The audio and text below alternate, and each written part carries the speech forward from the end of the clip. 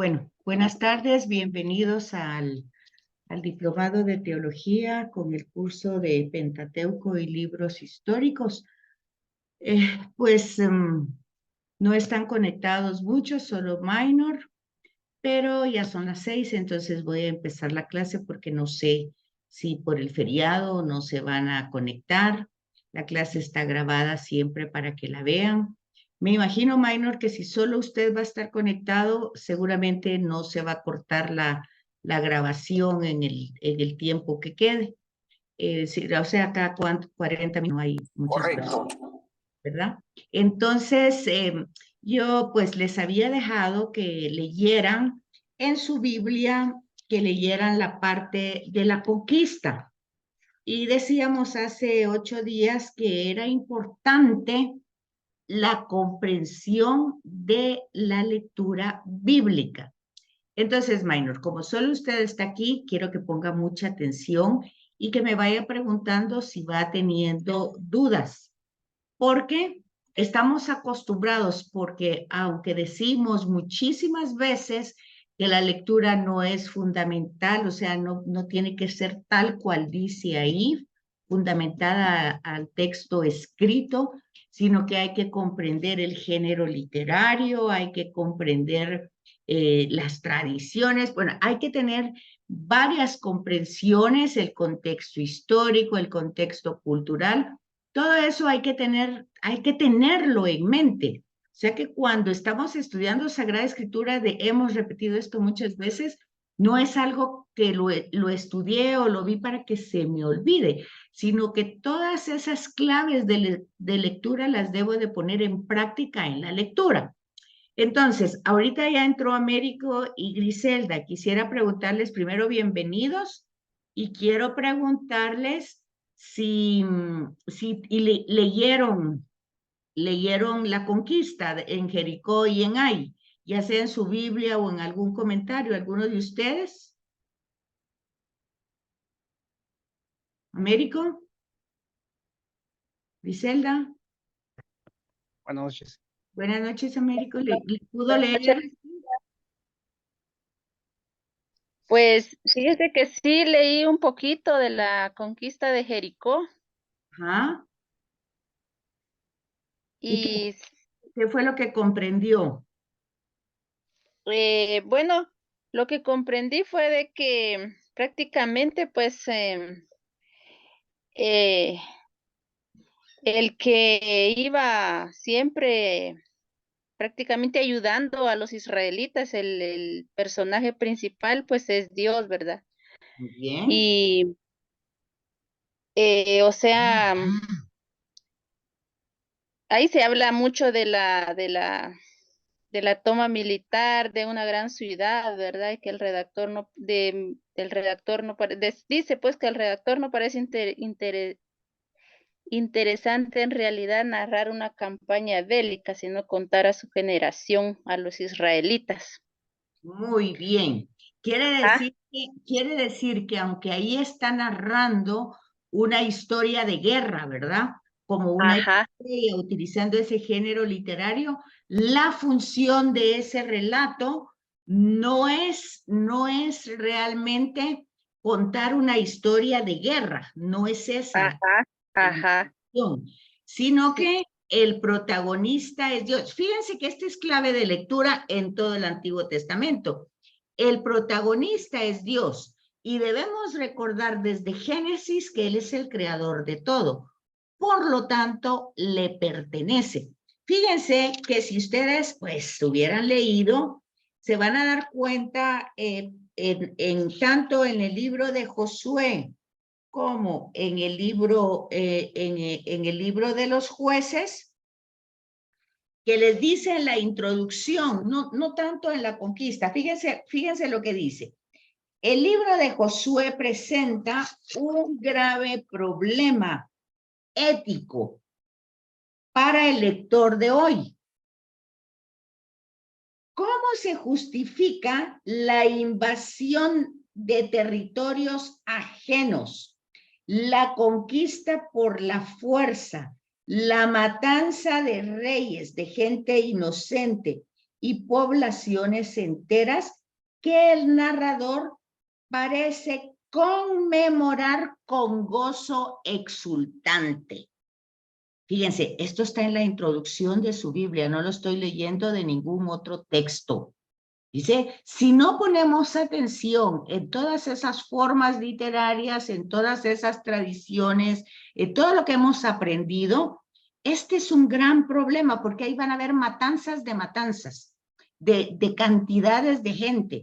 Va a haber la presentación de un Dios que está peleando en guerra, que él va desarrollando esa guerra y que de alguna manera pues no tiene piedad con los que habitan ahí. Entonces, si nosotros hacemos esa lectura literal, pues entonces no encontramos nada y el protagonista es Dios que está haciendo eso, pero ¿por qué es que vamos a entrar en confusión? Por dos razones. La primera razón es que estamos sacando del texto, estamos sacando del contexto que traemos desde la creación. Estamos hablando de ese contexto que Dios es el creador, que Dios es el dueño, que Dios es el Señor. Estamos, y que ha hecho la promesa de dar una tierra porque es de Él, la tierra es de Dios y realmente Él la hizo, le pertenece. Y si la da, pues la ha dado a la humanidad entera.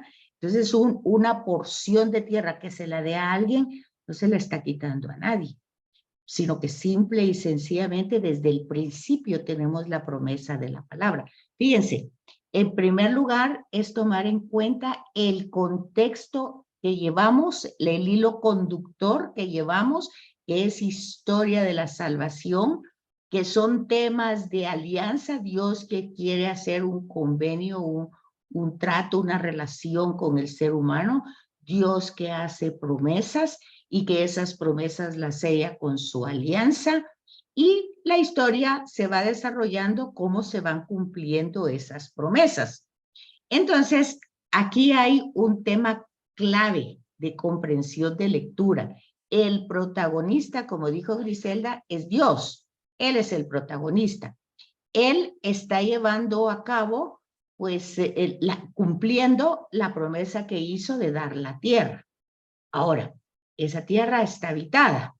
Bueno, se puede compartir, se puede tener una serie de circunstancias diferentes, pero como igual que el faraón en Egipto, endurecen el corazón y todo el mundo quiere apropiarse de eso como que es suyo, como que se lo ha ganado, como que le pertenece, y no se pone, no se toma en cuenta el hecho de que Dios es el Señor y creador de la historia, pues entonces se ve toda esta historia que es una epopeya, se ve de una manera que confunde. Ese es punto número uno. Punto número dos, en la conquista de Jericó y de Ai, si leyeron la nota de pie de página, pues dice que eso ya tenía 4 siglos de estar en ruinas. Ojo con eso, por favor. Entonces, ¿qué es lo que se está desarrollando? La narración lo que está haciendo es utilizar antiguas tradiciones. Vean qué importante es que lean y que no vengan solo a escuchar el curso, porque si solo lo escuchan, eso se les olvida. Sin embargo, lo leen, ven que ahí en su Biblia, aunque no lean otro texto, con solo que lean la nota de pie de página, que no les va a quitar horas. Son 2 parrafitos los que están ahí debajo del capítulo con el que empieza la conquista de Jericó, y la conquista de Ai son 2 parrafitos que están también pequeños con letra pequeña al pie de página. Pero los 2 le dicen que toda esa narración es una recopilación de tradiciones antiguas. ¿Qué quiere decir? ¿Qué se narraban? Se narraban historias cuando se preguntaba ¿por qué viven aquí? ¿Por qué están aquí? Pues entonces se contaban distintas tradiciones y todas se ponen por escrito y obviamente se le adjudican a Josué. Dudas, preguntas aquí, para los que leyeron y para los que no leyeron.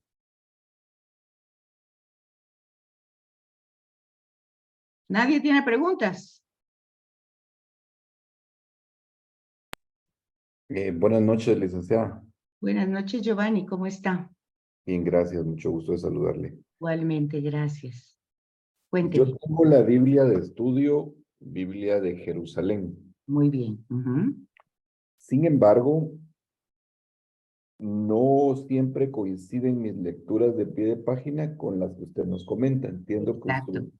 Así es. entonces entendería que las citas de pie de página a las que usted nos hace referencia, por ejemplo, esa a la que usted hacía referencia, no figura En Jerusalén. ¿Qué comentario le aparece en Jerusalén? En la nota de pie de página de Jericó que de ahí. relato que combina dos tradiciones. Los datos de la segunda van entre paréntesis. El Atanaén, luego en la otra dice el anatanema reservado para Dios. El anatema. Sí, perdón, no caló los lentes, no ponen mis Ujú. lentes. Es muy chiquita esta letra. Sí, yo sé. Todos los seres vivientes eran muertos y los objetos preciosos entregados para el santuario. Era Ujú, una manera primitiva de reconocer que la victoria era debida a Dios.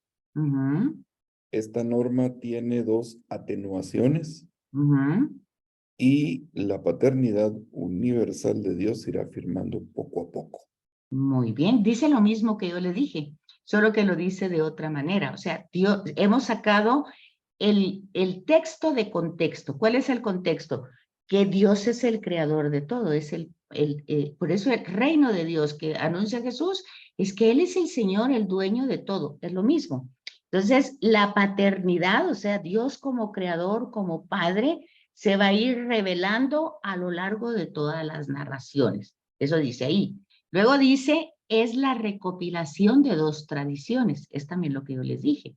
Las tradiciones no es algo que sucedió, no están contando un hecho histórico que sucedió, sino que están recopilando tradiciones que están poniendo por escrito y esas tradiciones no intentan presentar un hecho histórico, sino que al transmitirlas, lo que quieren decir es que si Dios es el dueño de todo, el anatema, o sea, ¿qué quiere decir? Eso lo explicamos hace 8 días, es que ellos no, como los otros pueblos paganos, cuando tenían una conquista, se quedaban con toda la riqueza del pueblo porque les pertenecía, habían conquistado, así como hicieron los españoles cuando vinieron aquí, se llevaron todo lo que pudieron, eran conquistadores e impusieron su cultura. Ok, eso no se podía hacer, eso era anatema, o sea, separado, eso era contra Dios, era un delito directo a Dios, porque Él es el que estaba dando la tierra, Él es el que estaba dando todo. Entonces, Israel al entrar no estaba conquistando nada, estaba recibiendo un regalo y por lo tanto no podía quedarse con nada, ni quitarle nada a nadie, ni hacer absolutamente nada. Y si lo hacía, era anatema. Eso es lo que está diciendo. Y que está diciendo lo mismo que el pueblo de Dios, solo que lo está diciendo con otras palabras. ¿Y cómo es que yo puedo entender eso con las otras palabras? Porque está hablando de tradiciones, está hablando de que el significado de la guerra, el por qué es que habla después de una especie de castigo. ¿Por qué? Porque se han quedado con los bienes y no han cumplido el amor al prójimo. ¿Qué le parece, Giovanni?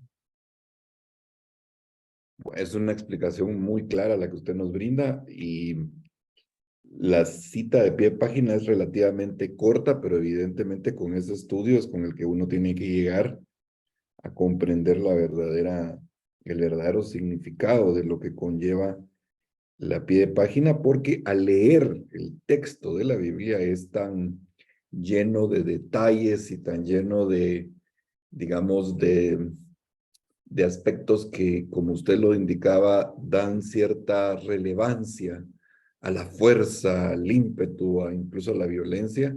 Es una Es epopeya, fácil. es una epopeya, es un género literario que es una epopeya. Entonces, primero hay que entender el género literario que estoy leyendo. Luego debo de entender que es una tradición que existía anteriormente. Y luego, Giovanni, si usted lee la introducción, como les he dicho, pues obviamente la Jerusalén es más, si la Jerusalén es revisada y aumentada, pues se supone que uno está estudiando, y esto ya lo vio en otros pasajes del Deuteronomio y todo eso, ya lo vio. Entonces ya sintetiza, ya no repite lo que ya dijo en otros textos, ¿me entiende? Sino que ya recopila el hecho de las tradiciones, ya explicó qué tradiciones existían. Por eso cuando le envían y dice, este es un relato deuteronómico, quiere decir que ya está dicho en el Deuteronomio y aquí se está cumpliendo o se está repitiendo, y entonces, pero ya es una tradición que ya como que circulaba antes de que llegara estos personajes, que fíjese que, por ejemplo, aquí, no sé si tienen otra pregunta, Giovanni. No, licenciada, la verdad es que es de leer y leer. Obviamente con las explicaciones hay que volverlo a leer y a releer y leer nuevamente la introducción, porque la introducción pues claramente nos Ubica. lleva, sí, es la que ilumina realmente y la que permite entender la naturaleza de los géneros y hacia dónde va dirigida la lectura. Sí, la clave de lectura que usted tiene que tener en ese libro. Entonces, fíjese que, por ejemplo, pues la Biblia que yo tengo es la de nuestro pueblo, dijimos, ¿verdad? Y entonces aquí le dice desde el principio, si lo va a leer como lee cualquier cosa, va a tener grandes problemas. Dice, es probable que no haya existido tal conquista. Fíjese, lo está diciendo la Biblia. Que no haya existido una conquista violenta, ni tales matanzas colectivas, sino que los israelitas se hayan infiltrado, como van entrando los invasores, miren, se vayan infiltrado pacíficamente y defendido, quizá algunas veces excesivamente cuando eran atacados.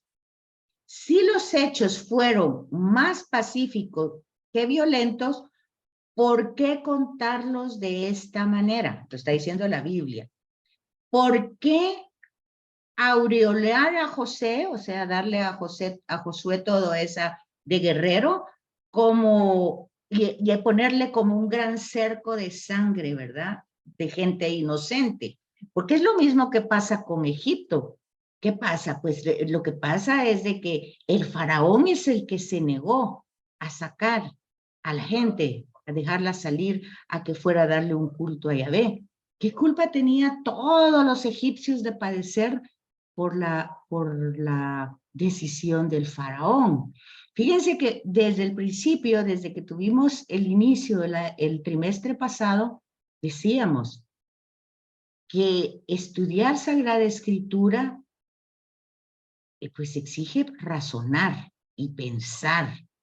No porque es Sagrada Escritura debemos de pensar que es un libro que cayó del cielo, sino que tiene todo un historial humano, es revelación e inspiración de Dios, pero tenemos que entender todos esos procesos que lo vimos con los manuscritos, antes de los manuscritos, todas las tradiciones orales, vimos los distintos contextos, de los culturales, los geográficos, los sociales, los políticos. Vimos en su momento cuando Israel todavía estaba en el proceso de ser nómada, con tribus nómadas patriarcales, ya Egipto ya era una nación consolidada, ya tenía su escritura, ya tenía su gobierno, y no solo ellos, los asirios, los persas, y eso que no está entrando a otras áreas como China, no habla de nada de eso, está hablando solamente del Medio Oriente fértil. Entonces, cuando ustedes dicen, por ejemplo, bueno, y entonces, ¿cómo es que que entonces, que le pasó a Caín, que encontró otra gente y con quién se casó.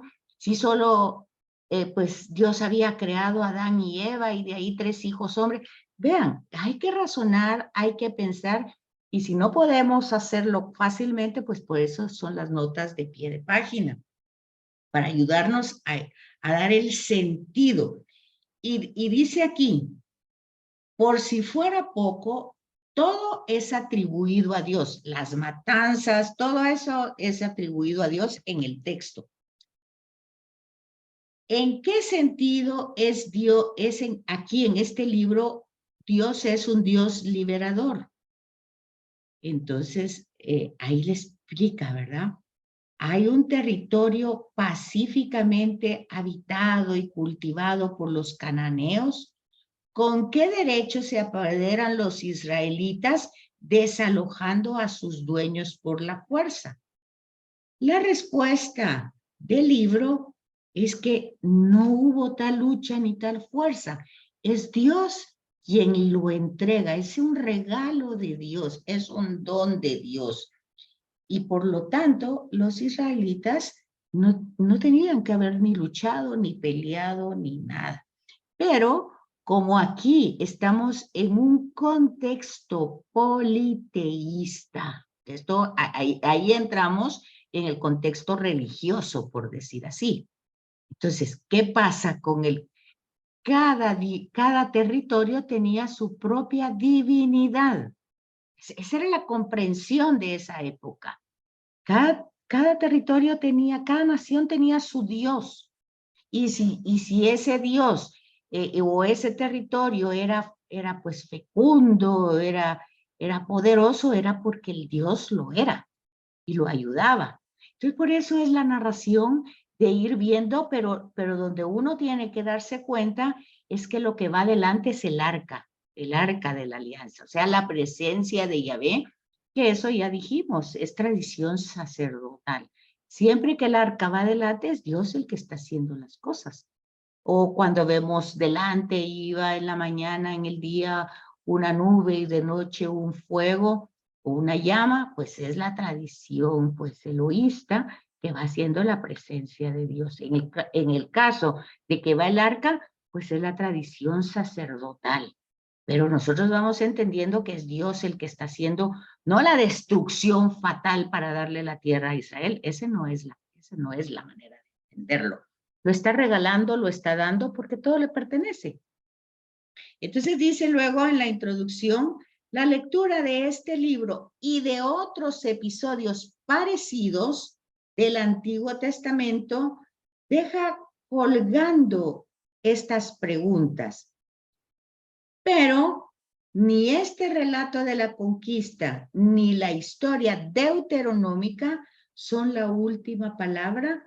Por encima de Josué, de este libro de Josué, está el de Jesús de Nazaret. Entonces, vean, aquí solo estamos en un paso muy primitivo de la comprensión, pero nada de eso van a entender ustedes con la revelación de Jesús. Porque aquí donde se está comprendiendo, al tener el texto, darle ese sentido literal, pues se está comprendiendo mal la interpretación de ese texto. Luego cuando vemos a Jesús, pues también nosotros tenemos que ir, porque casi que tiene el mismo proceso. Son tradiciones orales que después se recopilaron y se pusieron por escrito y van a destinatarios diferentes. Mateo va a judíos, Marcos va a romanos, todos ellos pues que se convirtieron al cristianismo, y Lucas a griegos. Pero la narración se encamina para que, o se define en el sentido de contestar quién es Jesús para los griegos que se convirtieron al cristianismo, para los romanos que se convirtieron al cristianismo, para los judíos que se convirtieron al cristianismo. Entonces nosotros tenemos que tener esa orientación en la lectura de los textos, porque si no la leemos y solo estamos en la reunión de hora y media, pues no logramos mucho, ¿verdad? Aunque hagan trabajos y aunque porque es la lectura lo que les va a ayudar. Bueno, a mí me interesaba que leyeran eso para que se dieran cuenta que cuando se habla en Jericó de las 7 vueltas, ya les dije, ya eso ya era ruinas, no es que se cayeron con las trompetas. Si ustedes se dan cuenta, esa es una teofanía, igual que el Sinaí, las trompetas, los truenos, o sea, es Dios el que está haciendo, pero ahí hay un culto, ahí hay un rito, esa es la tradición sacerdotal que está anunciando la forma como Dios va entregando esa tierra. Difícil la lectura, difícil la comprensión, pero si no lo estudiamos, si no lo leemos, más difícil también. Peor, ¿verdad? Más difícil. Todavía. Bueno, preguntas y dudas antes de pasar a lo otro. ¿No hay? Claro, por el momento. ¿Todo está claro? Sí. ¿Alguien leyó ahí algo que quiera agregar? A mí lo que más me impactó, hablando del libro de los jueces y la historia religiosa de pueblos de Israel, como tal, primero me puse a leer Josué, que era el contexto ante todo. Pero Josué, leyendo las notas de pie de página. sí, correcto, y pues leyendo otros autores, ¿verdad? Entendiendo que directamente el pueblo de Israel todavía estaba, pues decirlo así, terco y necio, que quería a alguien que los mandara aparte de Dios. Y es que desde el fin, desde ese punto céntrico es donde comenzó todo, desde el momento que se dividieron en las dos partes, hasta la historia de los jueces como tal. Desde ese punto también se originó, viendo el contexto que estamos hablando sobre la conquista directamente de Canaán, viendo directamente que también el pueblo de Israel falló muchas veces. Desde siempre, aquí ya en el capítulo Falló, 7, en el capítulo 7 de Josué, tienen ustedes el sacrilegio, o sea, ya empezamos, o sea, ya en el paso del Jordán, ya dijeron que ellos van a cumplir, que van a seguir, pero ya aquí en el capítulo 7, ya tenemos un sacrilegio, o sea, pues allá renegaron. Y ya luego en la entrada de la tierra ya son anatemas. Y lo mismo pasó pues en el Sinaí. Entonces eso nos va dando una comprensión muy clara de lo que nos está diciendo Sagrada Escritura. El único fiel es Dios. Nosotros nada que ver. Pensamos, creemos, y ya ven ustedes los apóstoles la misma historia. Le dijeron a Jesús que iban a morir con él y todo, y a la hora de la hora salieron volando y desaparecidos. Entonces eso es lo triste de no comprender en Sagrada Escritura cuando nosotros creemos que somos muy merecedores de Dios. Y creemos que porque vamos a misa, que porque hacemos oraciones, que porque esto, que porque el otro, o porque tenemos cierta piedad, gracias a Dios que la tenemos, pero la tenemos porque Él nos la da, no porque salga de nosotros. Entonces, ese es el tema que va presentando toda Sagrada Escritura. El protagonista es Dios.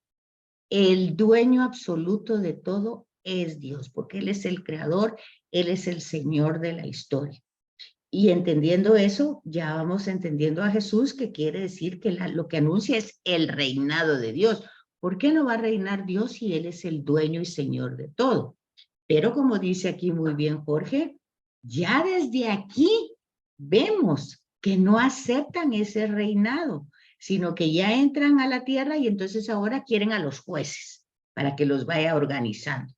Después, cuando ven que estos se corrompen, quieren un rey igual que las otras naciones. Y ahí ya vamos entendiendo entonces por qué los profetas.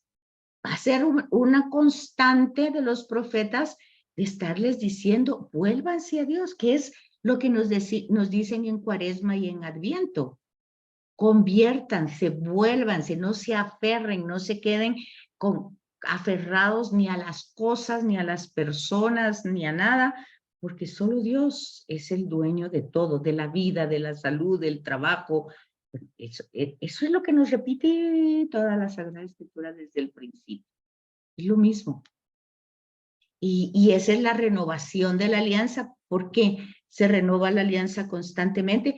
Porque nosotros fallamos. Y el único que no falla es Dios. El único que se mantiene fiel es Dios a sus promesas. El único que tiene esa misericordia, compasión, cercanía y paciencia. De siglos, una paciencia que nunca se acaba. Es Dios. Entonces, de ahí nosotros, pues sin Él, que dice Jesús, no pueden hacer nada. Absolutamente cierto. Y entonces encontramos en el Evangelio de Juan, permanezcan en mí, estén en mí, como yo estoy en el Padre, usted, bueno, entonces es una repetición de la misma cosa. Todo es lo mismo. Lo único es que hay que entender la clave de lectura que hay que hacerlo, con que hay que hacer la lectura. Porque si no, es cuando nosotros decimos que el Dios del Antiguo Testamento es diferente al del Nuevo. Porque aquí lo vemos en gran matazón, en grandes guerras y todo eso. Claro, Jesús no hace nada de eso. Pero cuando hacemos ese comentario es que no hemos comprendido el texto. Entonces, pero ya ve, Jorge ha leído y se ha dado cuenta de que ya desde aquí está ese hilo conductor que ya me va abriendo el senderito para ir entendiendo a los profetas y para ir entendiendo cuál es la gran falta y el gran pecado desde Adán y Eva. Pues es la soberbia y es no querer ser, pues, depender de Dios. Eso es lo que vamos a encontrar en Adán y Eva, en todo el problema del pueblo que se queda en Egipto, después que sale. Es lo mismo, es la misma historia, no hay otra historia más. Y eso lo vemos con Jesús también, que Él viene a decir quién es Dios, no, cada quien tiene su idea, cada quien quiere mantener y conservar esa idea, y por esa idea, que es una estructura mental que no puede cambiar, pues terminan matándolo, ¿verdad? Porque prefieren quedarse con la idea de ese diosito pequeño que tienen en la mente, construido por la propia persona o por las propias comunidades, y no el Dios que revela Jesús. Entonces, ahí es donde ustedes tienen que ir captando ese hilo conductor. No sé si me di a explicar o los confundí más. No, muy bien, claro. Inclusive quisiera agregar los últimos 3 minutos que quedan. Directamente entendemos que hay, para entender el contexto histórico, ¿verdad? Y como el texto como tal, hay un autor explícito y implícito en la Sagrada Escritura siempre, ¿Cuál para es? poder entender. Ok, y darse cuenta, pues siempre el autor implícito es Dios porque Él es el autor. El explícito, pues, es el agiógrafo que ya vimos en el proceso de manuscritos, pues se puede confundir, puede cambiar la palabra, pues, bueno, eso ya lo vimos, pero tenemos que ir, eso lo estudiamos no para olvidarlo, sino para tener en cuenta la lectura y entonces ayudarnos con las herramientas que tenemos al alcance. Que si no tenemos otra cosa más que la Biblia es suficiente, porque tiene una introducción que hay que leer y hay notas de pie de página que hay que leer. Porque si leemos solo los capítulos y versículos, terminamos confundidos. Entonces, vamos a entrar al libro de Jueces, nos quedan 2 minutos, no sé si tienen algún otro comentario.